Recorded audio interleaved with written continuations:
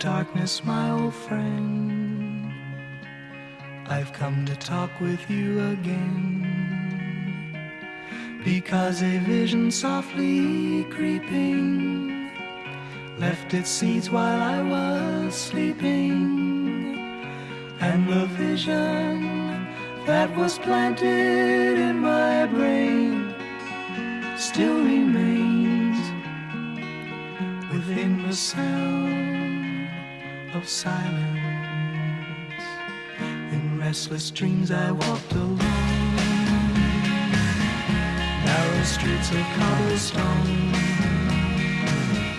neath the halo of a street lamp.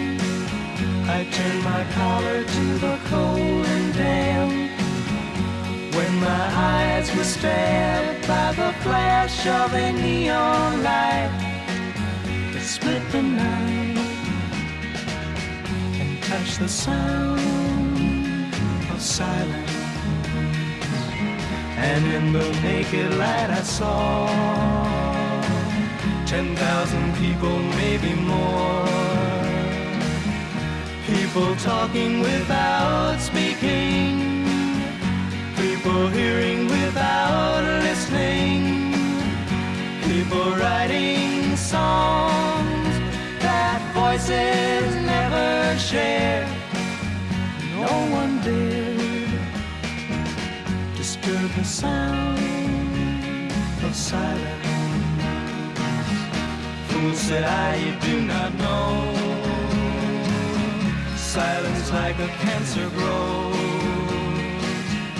Hear my words that I might teach you, take my arms that I might reach you, but my words like silent raindrops fell, echoed the wells of silence. And the people bowed and prayed to the neon god they made, and the sign flashed out its warning in the words that it was forming. And the sign said the words of the prophets are written on the subway walls, the tenement halls, whispered the sounds of silence.